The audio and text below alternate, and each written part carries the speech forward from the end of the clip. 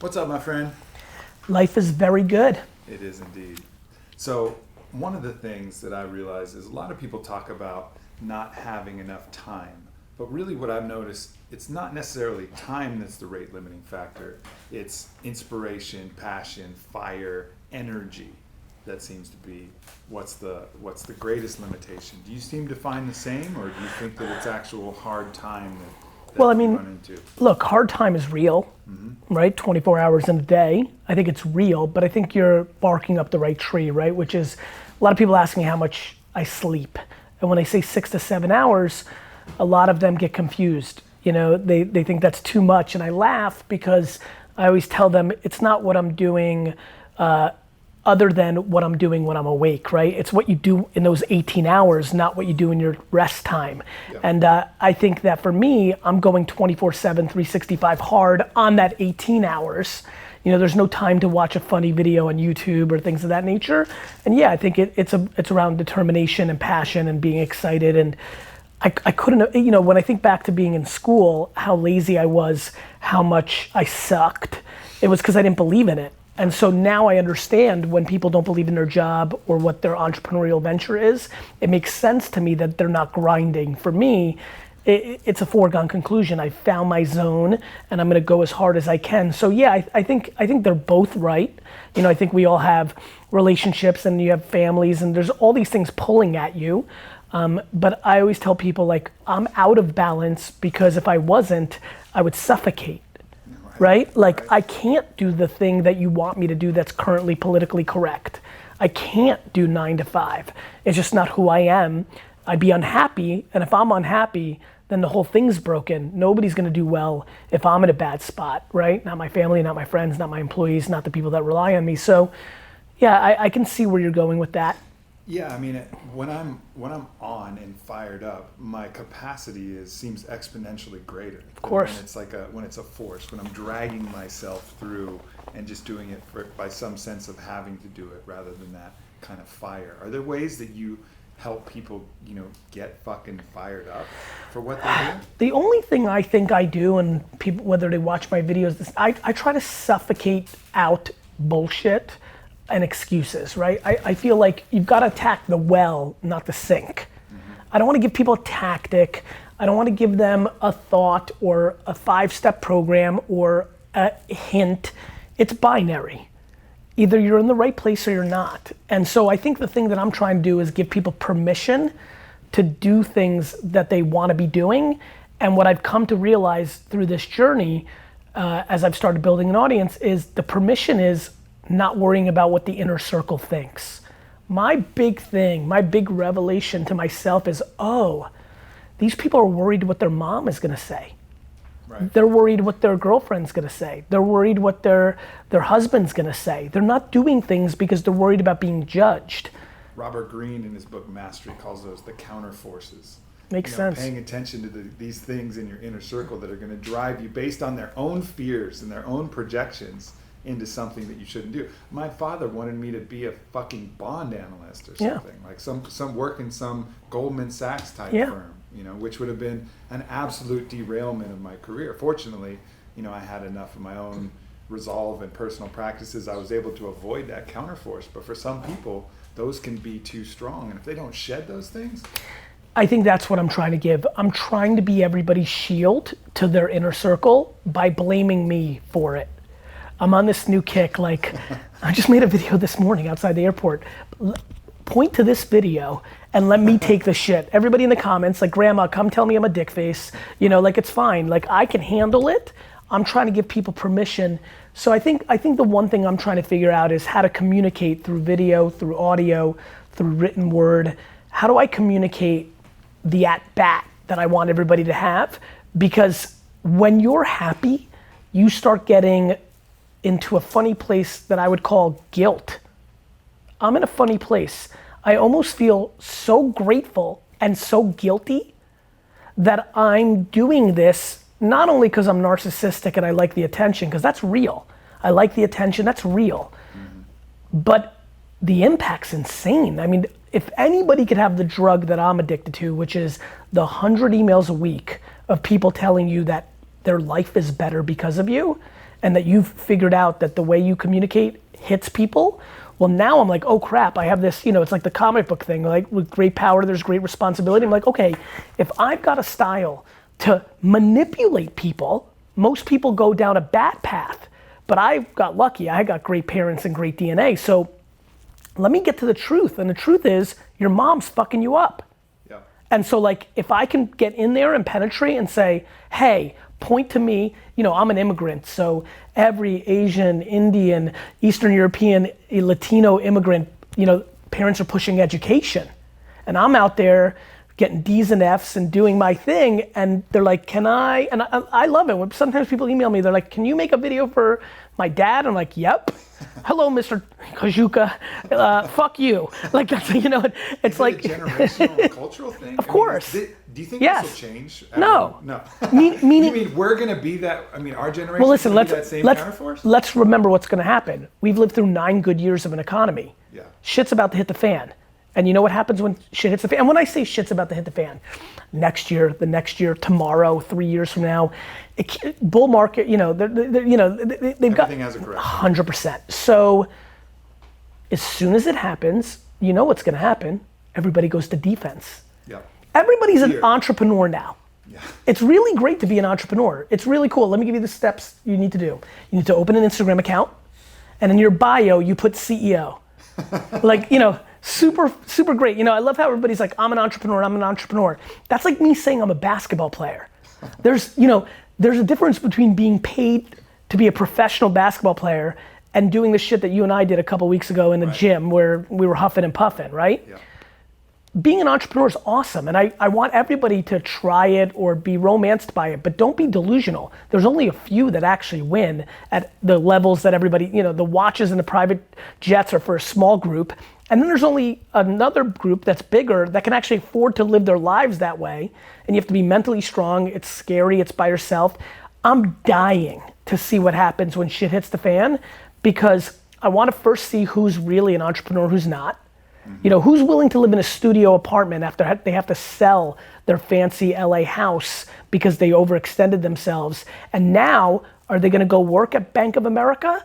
Or are they gonna live super humbly in a studio with 4 of their homies instead of that awesome place with all the bikinis at the pool? Like where, and so who's gonna grind? And so I think that a lot of people look at entrepreneurship and this alternative that you and I were just talking about as a fun, great thing. It has been. I'm just worried it's not self-sustaining. I know so many people that look like they're winning, but they're not. Because if their cash flow stops, which, oh, by the way, for 90% of them is raising capital. Yeah. Yeah. Right, Aubrey? I mean, like, people aren't making money. Sure, and when the tide retracts, as it will, that capital's going all of a sudden your fucking t-shirt company is not gonna be the next Supreme. Right. Yeah. I mean, the pinch, it seems like every successful entrepreneur you talk to has that pinch moment where the forces of resistance mount up, and then they test you to see if you're really for real. And then what happens is very simple. It's whether it's for real or you've got it, it's just simple. I couldn't breathe doing anything else. Yeah. Like there's no alternative. I don't want anything. I don't want a house and a car and a boat.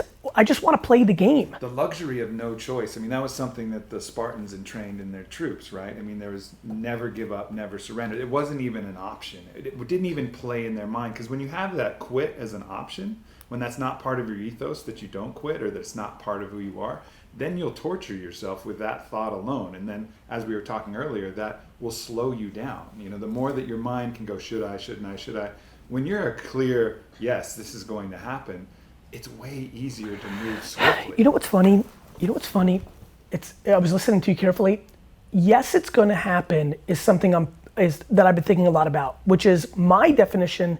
What I just said is, I don't know if it's going to happen or not. It's just, I'd much rather run my own businesses and make 80,000 a year than not and make $1 million a year. I just can't breathe. It's all I've ever known. That's the thing. I don't know how many people right now that call themselves founder, CEO, and entrepreneur. If I said, here's $2 million a year being a banker, right? Or here's 86,000 flinging your hats and t-shirts, I just think most of them take the 2 million, at least the ones I've been coming across the last 3 or 4 years. That's the difference. When I was 29, 28, and building this big liquor store in New Jersey, I was making $47,000 a year. I didn't have anything cool. I wasn't in the clubs in New York City. My friends who were working at Wall Street and Goldman and all those things, or consulting or other things, they were making 150, 200,000, and they were, right? And I was happy. Yeah. Too many people are envious. Right now, the entrepreneur is the thing that so many envy. And I'm scared that when the market corrects, people are gonna be lost. I'm actually, this whole last rant, the last 5-6 minutes, I just wanna clarify it. I'm not angry, I'm worried. I'm worried because a lot of these kids I have heart for, and they they're not gonna be successful entrepreneurs. Well, there's a kind of factor that'll come into play. A lot of, if you look at evolutionary biologists, they'll talk about the genetic bottleneck theory. Like some macro event will happen, a volcano will go off, foliage will die, animal species will decrease, and then that winnows the human population down to the strongest, the savviest, the most creative, and then those people start collaborating and working together. In the case of evolutionary biology, they start breeding, and that advances the human race. In some respects, this tide, should it come, will actually focus the people who are really cut I out totally for it agree. and clear out the path. And then what's going to come next at the next boom is going to be another evolutionary 100%. advance. By the way, I'm pumped. I'm worried because I have feelings for 26-year-old Charlie, who's a nice kid. I'm thrilled because the game is the game, the market is the market, and that's the way it should be. And then I'm selfishly thrilled because I've built 2 businesses during shit times, and I'm more comfortable being a wartime general than anything else. I want carnage. I want to be forced into restructuring my company. I want to be crafty and evolve through the minefields. I don't like all this, C- players thinking they're legit and enjoying the fruits of the game. That's when I feel shit's broken. Yeah, or even for me, there's a sense of bloating that can come when the success is too easy. 100%. Right, where I have projects that are going that probably I should cut if I was ruthless enough and I needed to. And that feeling, the austerity of having the world collapse down upon you, certain people with that stoic mentality, you see that force of resistance, say, oh great, there's a motherfucking dragon, now the hero can come out. Without a dragon, there are no heroes, right? Like the hero needs these things to slay. Now this is why I disrespect anybody who's a Patriots fan that doesn't live in Boston or from Boston. That's just the quickest tell that you're not a hero. That's the quickest tell that you need some other force to give you self-esteem. Sure. Like, I love losing. I love being a Jets and Knicks fan. I love the climb. I need that dragon all the time. I manifest it. Yeah. I'm so fucked up, I make up fake problems just because it's not interesting.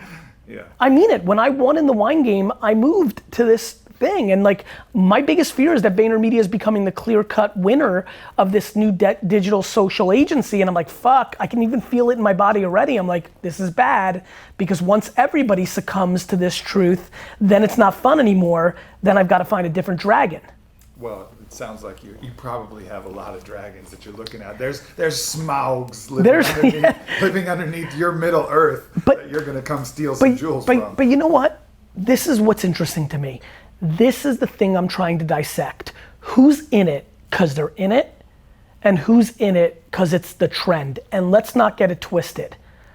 There's an enormous amount of people listening even to this podcast right now that are in it because it's on trend. And by the way, it's easy. You can say you're a rapper or an athlete, but you can easily see that you're not by the actions of that. Entrepreneurship is hidden. Entrepreneurship is kind of like you say it on your gram account, and then you kind of can look the part. You can go to the parties. You can go to the conferences. Like, you can trick it way more than a lot of other things. And so I'm saying this very carefully. Listen to me. If you know deep down that you're being exposed by this rant, here's a smart move. Before the world collapses, go figure out who you think is actually gonna survive that. Who are the wartime generals? Let me remind a lot of you, the 84th employee at Facebook is gonna make much more money than the founder of almost every company that's gonna be invented over the next 5 decades. So the one advantage is the access to these winners that you've never seen before. So if you are listening right now and saying, fuck you, Gary, like I got this, I'm gonna do it, then do it. Stick it to my face. I can't wait to get the email from you 5, 6, 7, 8 years from now. But if you're listening and saying, it's true, because I wasn't into being a businessman or woman when I was a junior in high school, right? I was gonna be this, I was gonna be an architect, I was gonna go to Harvard, I was gonna be a banker. If that's you, give a real thought to this, because we've seen this in 2001 and 2008. Shit is very ugly, and it's a 10-year, 7-year, 5-year step back. Or you could take advantage of the window we're in right now and take advantage of the fruitful times and the access to these A+ generals, and I would jump on those boats if I were you. Yeah. What is the place for that fake it till you make it kind of paradigm? You know, I think it's cool internally. I think it's shit externally. Mm-hmm. Like you're losing too much when you fake it till you make it with the A players of the universe. Mm-hmm. Like nobody's tricking me. Right. Like I know you bought your fans. Your engagement blows. Like you know, I think fake it till you make it. Look, being confident. If you roll up at me and be like, I'm 23, I'm starting a sock company and I'm gonna win, that's different than saying I'm already winning or this, that, and the other thing. Or it's a matter of authenticity, I guess. You know how many people are like, hey Gary, I'm friends with your boy, da-da-da. I check. Yeah. I'm like, yo, you friends with this kid? They're like, he rolled up at me at South by, like, I think faking till you make it fakes losers and makes you lose with winners. So really what you're saying is instead of fake it till you make it, believe in yourself. 100%. Believe in yourself, portray that belief, because that's authentic, that's real. Because now we're in an age where inauthenticity is going to get exposed. I'm not running around and saying I'm part owner of the Jets and soon I'm just gonna buy the rest. Yeah. I'm saying I wanna try to buy the Jets. I'm gonna buy the Jets. That's different. Yeah. But you have a lot of people that are just like getting into fake news and like really like just making up shit. And saying like, oh, your boy, you know, he confirmed that he's gonna be an investor. And like, again, people, the amount of kids that have ruined their brand with so many of the winners that I know is staggering to me. And that has been during good times. It's gonna get way worse. So I don't know, I think fake it till you make it internally. You know, trick yourself that you've got it, that's good. I like the delusional thing. Yes, positive self-talk. Yes, And, you know, blind faith, yeah. blind faith. But when you start putting that out to the world, now you're fronting, now you're bullshitting, and you're losing equity with the people that you want to. Again, I always tell people, you're tricking losers. Like the kids that are getting tricked and you're the man and you're the woman and like you're winning, like they're you know, that's not who you want to be winning over. Yeah. And then you come to the big leagues and you get exposed and then that trickles. I mean, it's unbelievable. I think people would be stunned by how much people talk at the levels that you want to be at, and you need to be careful when you come into those circles. Yeah. One of the other motivational factors that you touched on is the impact that you're having on other people. And that's something when I coach other people too, I say, you can get exhausted if all you're doing is focused on yourself. If you're focused on what your mission will do to the things that you love, including yourself, but beyond yourself as well, you'll have a lot more fire and a lot more passion to do it. I think it's an important part of the why. I think a lot of people would be stunned how much money I leave on the table every day. Because my number one KPI is how many people show up to my funeral. The end. Period, end of story. And there's nothing even remotely close. The whole ambition for the New York Jets is a distant second, and all the short-term stuff, got a lot of the Vayner Sports guys here, people I meet on the street about Vayner Sports, like they're like, I don't think people understand, like I don't care about that. Like I really don't give a fuck about money, and now person listening's like, oh, easy for you to say. No. You've got to go look at what my life was. Like when I was building Wine Library, I didn't care either. You know, 24, 25, 26, 27, 28-year-old dudes, when they built a $45 million business, don't tend to pay themselves $40,000. They don't, because they know that those dollars can get them what they want. Girls, fun. I am obsessed with my legacy, which means I'm trying to give more than I'm taking on a daily basis. Plus, I know I'm good enough to get mine without taking from somebody else. So I'm running a marathon. My only vulnerability, my kryptonite is being regretful in my 70s or 80s when I have less in the tank and I might say, oh shit, I left too much on the table. And that's something I think a lot about. Yeah. I think a lot about being 80, 90 and saying, you know, it wouldn't have been a bad idea to take a little more. But I'm hopeful that doesn't transpire, because I think So far, I feel very confident that both are gonna get theirs, right? Yeah. I'm gonna get mine, and the people that interact with me are gonna get theirs from me. And I think that has a lot to do with why I put out so much content. Most of the people, at least that you want to do business with and work with, they're going to have that innate sense of if you give, they're going to feel, compelled to give back. We had that conversation about an influencer meetup just now. It's a universal law that most people feel, and so if you abide by and believe in that law and treat people that way, give first. And just trust. Let me give everybody who's listening right now the one little piece that makes that system work, and it's a rare trait.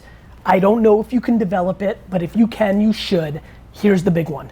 That's exactly right, my man, comma, when somebody lets you down, you can't spend a second on it. Mm-hmm. If you're gonna give and you're gonna expect nothing in return, I've got big news for you. A lot of people are gonna give you nothing in return. You have to be mentally in a place. It's insane to me how little somebody lets me down. I helped somebody get into a deal. It was closed. I reopened the deal, got them in, they made millions of dollars on a $50,000 investment. A couple years later, my second book came out. I said, yo bro, can you buy a bunch? I'm just trying to sell as many as possible. Dude had nothing for me. I made millions of dollars. Other people I met one time, and they were buying hundreds. Yeah. Everybody's different, but I would tell you, it was stunning to me how much it didn't bother me. I took note because I knew I could tell this story one day, right? And I knew that it would be a great lesson. But I was unfazed because that's just the way it is. You can't live by giving without expecting anything in return and then knowing. I always tell people karma is practical. Yeah. The shit's practical. Like, do the right thing, it's just gonna work out. Especially what people don't understand. You know what I prefer? I like doing the right thing and actually having them say good things about me behind my back, even if I don't get what looks like the deal in front of me. Because life is long. And so, yeah man, I agree with you, but for example, my dad's the other way. My dad could never play that game. Mm-hmm. He's so let down by people. He wants his employees to care more about his liquor store than he does. It's insane.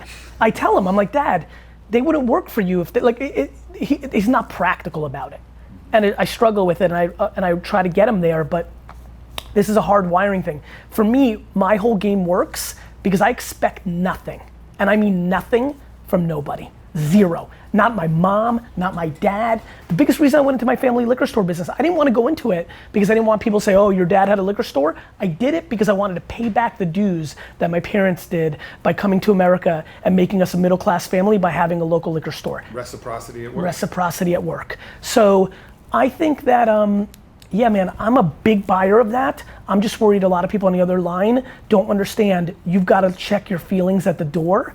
And if you're giving without expectation, that means pay attention without expectations. I think that's incredibly important because when you go the other way, then you start to get let down by people, and then that starts to erode your mission to help other people because you'll start looking, you'll take a specific case example, someone will do something fucked up to you, and you'll be like, you project it. People are fucked up, right? Rather than, oh, this person made a mistake because they were selfish or whatever. I tell all my homies, I'm like, that's because you're a loser. I tell them that. I go, you're a losing player. Yeah. If you need somebody else to do something for you to get yours, you're already broken. I was telling you in there, I was like, in everything I do, nobody can have leverage. And that's how my whole life is. Nobody's got leverage over me because I just don't want to live that way. Yep. Like why? Like why put yourself in that position? If you're good enough, you don't need it. And everybody talks a big game and then they need somebody else to do something to have them win. I just don't believe in that. We all need people, we need help, we need breaks, we need luck. I believe in all that shit. Like I hate when people, like, of course there's moments in time, like the internet came along at the right time for me, right? Like, I don't know, like is that luck, is that timing? We all have that. But to put yourself in a position when you rely on somebody else or worse, and this is the one that drives me batshit crazy. The amount of people that wanna do nice things for me because then they wanna hold it over me for something else, you can taste that shit from a mile away. Sure. Like I know you're trying to do that. And the funniest thing, people are crazy too. People are like, hey, I'll give you this free t-shirt.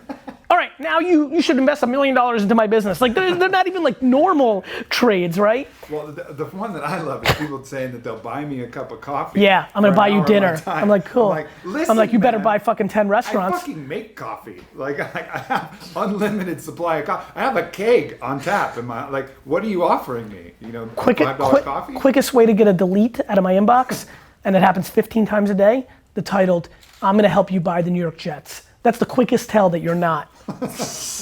Yeah, that makes perfect sense. One of the things that I noticed with you and I've done business with a lot of people with big podcasts and big followings, and one thing I noticed with you is you're a believer like I am in leaving meat on the bone. And I've been surprised with dealings with other people, and usually those dealings fall through, when they're unwilling to leave. They just carve it to the very precipice where it's just at that 50-50, maybe you both are taking a little loss kind of spot. And it boggles my mind why they have to push it there when there is abundance, when there's plenty of meat for both sides, but they push it to that infinite level. And in that quick conversation with you, it was an easy, immediate yes, because it was recognizing abundance and saying, hey, let's both eat. Well, you know what was funny about that was we went right to the punchline, right? I was like, look, this matters to me. I know what matters to you. And like, yeah, man. Yeah, I mean, look, I just genuinely believe in 51-49. I'm desperate to try to do more for the other person. Yeah. I'll be honest with you, I think it's leverage. Yeah. I like it. I like being in that power position. I don't want to be on the hook for something. And so it just works on so many ways. Number one, I don't have to think about it. Imagine having to think about owing people shit. That's exhausting. Number two, the person feels great, to your point. Even the biggest of the biggest are always trying to carve too much for themselves so people can taste it. So you took note of that, right? So then you already feel good. It makes it easy. It's like light on your chest. Like, it's just right. It's recognizing the long game too, because all right, it's building maybe you relationships. Carve out a little bit extra for you in the immediate, but in the long term, you know, it just leaves that sour taste and it allows the grounds for that relationship to dissipate. You said something that just triggers something in my mind. The other thing is I try not to jam with people that I don't think are gonna be there at the finish line. Mm-hmm. So if I already think you're gonna be a winner, like it makes so much more sense to have a 53-year relationship. You know, it's funny, I don't know if you guys watch all these documentaries or like stuff, but I always am so fascinated when two guys, two gals are sitting there and like, we've known each other for 62 years, right? You just see that thing. I'm always into that. Like every time I'm an optimist. Every time I meet somebody, I'm thinking forever. Yeah. I'm thinking one of the two of us is coming to the other person's funeral. Like I think that way. And so, yeah, I'm trying to build relationships. Yeah, I think that's such a key because some people, you know, I describe it with the analogy, the difference between a squirrel and a bear, right? A squirrel's out trying to get as many nuts as he can, and the analogy for humans, that's money. Try and get as many nuts as they can, bury it, put it in your bank account, bury it in a hole in the squirrel case, and hope that no animal comes and digs it up, the taxes, the lawyers, whatever, the erosion. And then there's the bear that consumes as much as they can and leaves it on its body. And to me, being the bear means forging these connections. Because then it's like Willie Nelson. When Willie Nelson ran out of money and the fucking IRS went to go take his ranch and take everything, he had so many good connections. Within a day, people were like, hey, Willie, we'll take care of your ranch payments. Like, no problem. Because he'd forged something that was beyond, that no one could take. They couldn't take that away from him. Just like you can't take the bear's fat away from him. You know, it's not burying money in little holes. It's building something that's a part of you. And those are the connections that you form. No matter if Onnit got fucking crushed, you know, tomorrow, I'll be fine because I've done right by absolutely every person I've dealt with. I've given my time, my heart, my services in every relation. So we could just start something else to be on it too, whatever. What I'm worried about is there's a lot of people listening right now and saying, okay, easy for you guys to say. And what I always tell these kids is, you don't understand, that's how we got to that place. Yeah. You know, like everyone's like, easy for you, easy for you. Like, I'm just fascinated by people's lack of patience. Like I didn't even, you know, and I know we live in a social media world and everybody's getting all these things flashed at them, but it's crazy. I'll never forget the day I started working full time in the liquor store. I was 22, and I remember saying to myself, literally the first day, like I'd been working in the stores for 8 years since I was 14, but this is it, I'm done with college. I actually worked a little few hours when I drove home from college my last day, but the next day was the first day. It was so weird. I hated school my whole life. And that was it. Like, I walked into the liquor store and I never had to go to school again. It was like crazy. It was the best day of my life. And I'll never forget, I remember saying, okay, I'm not gonna say a word for the next decade. I'm not gonna talk to my friends. This is real. And I didn't. My high school and college friends are very weirded out by me. I just went in a cocoon and I just worked every minute, and I didn't even think about popping out until I was 32. Not a word, not a peep, not a party, nothing. And now I've got kids emailing me like, Gary, thank you so much. I love your videos. You inspire me when I'm super down. I almost gave up last week. Yeah, I've been doing my new business for about 4 months and I hit a real wall. I'm like, what's the fucking matter with you? 4 months? You didn't hit a wall. You haven't even gotten out the gate.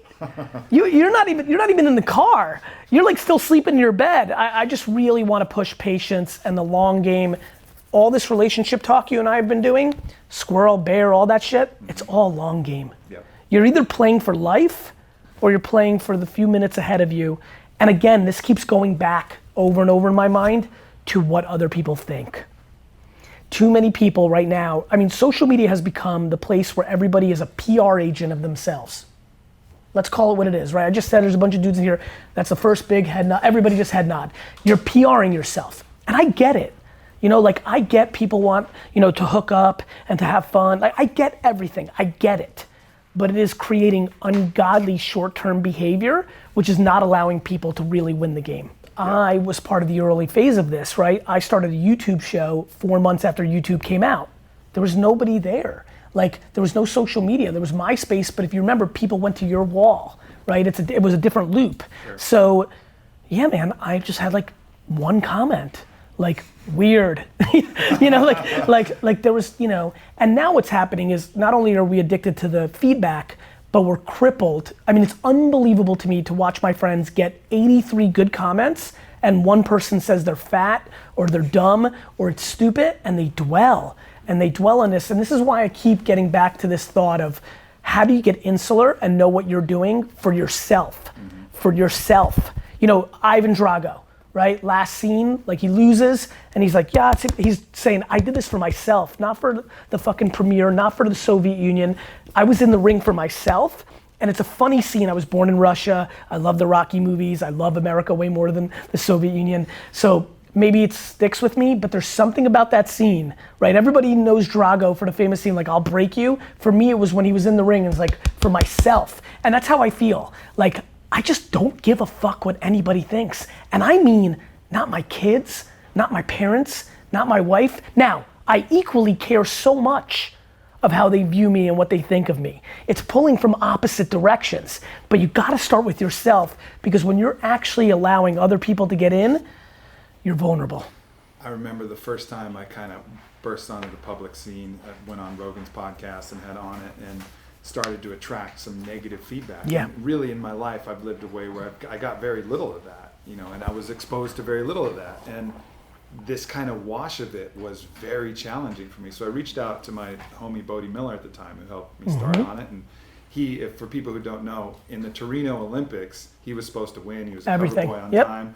And he did what Bodie does. Bodie enjoys his life and he skis, right? But people took that as he wasn't taking it seriously. Sure. So they have some kind of rating system in sports agencies, and he actually had a lower rating than OJ after he fucking finished his trial, right? So like he was getting death threats. People really hated him. I remember. I was like, man, how did you deal with it? He's like, listen, my whole life, the only thing I care about is my judgment of myself. Did I give it my best? Did I do what I know I can do? Because there's going to be people who compliment you when you don't deserve it, and there's going to be people who, tear you down when you don't deserve it. But if you know, only you know, really what you committed, and then judge yourself accordingly to that.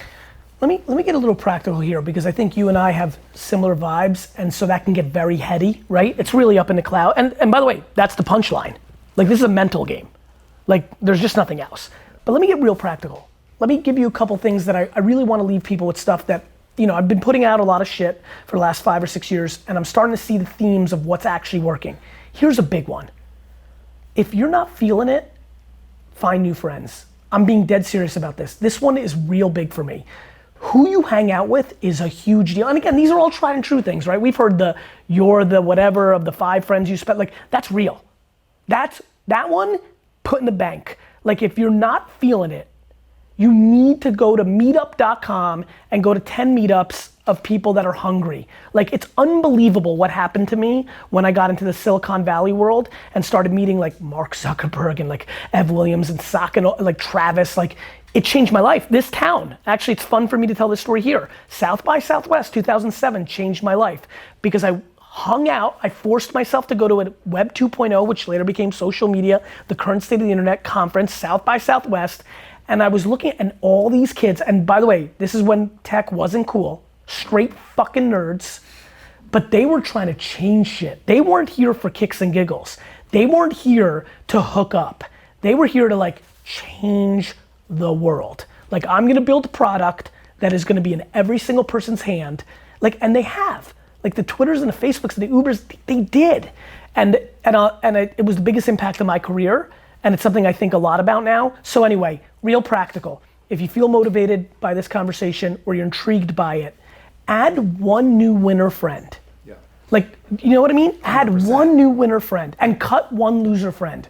Like, yeah, I know he's been your boy since 4th grade, but he sits at home and fucking smokes weed and plays 2K all day. Like, you can only love him so much. I always challenge people too, because everybody will do that with their romantic interests, right? They're always hunting and pursuing, and they got online dating apps, and they're looking for this Swiping to the left, sexual relationship. Swipe to the right. But with friends, it's just like, oh yeah, it's just like it's default. It's who your Right. homies were. You never cut anyone. Like you'll break up with a girl if she's bad with you, but a friend, you feel like you can't break up with a friend.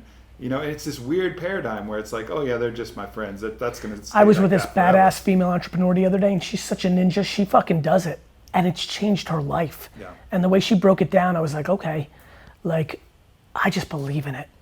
I believe it. So anyway, there, you know, again, we're pontificating high level shit. Your brain might not be there. Here's something real. Go home, cut your loser friend, and go find a winner friend. Go somewhere, like go to meetup.com, go to a Facebook group, join some shit, DM the 800 people that you think make sure they're not bullshitting, they're like doing what you want, and just make one new friend. I see it, like D-Rock, like he's right, like it's unbelievable to watch my team, like they get faster, they get smarter, they get more confident, right? It's real, man, it's real. Confidence and like hunger gets passed on to each other. It's like team dynamics. It's why like a great player that sucks shit can fuck a team up. Like go audit your circle, add one more winner, decrease one more loser. And you can still do it with love. You don't have to be rude to that person, but you just have to have the discretion. You have to be, you know, your own best coach. You know, you have to put yourself in positions to win and just, you know, do it with love. It's not breaking up. It's like, yo, I just can't come over 4 times a week. Yeah, totally. Like, I don't want to be on the 5th fucking softball team. Like 4 softball teams is enough. Obligation in general fucks people up. By the way, let's get to the punchline. Or good.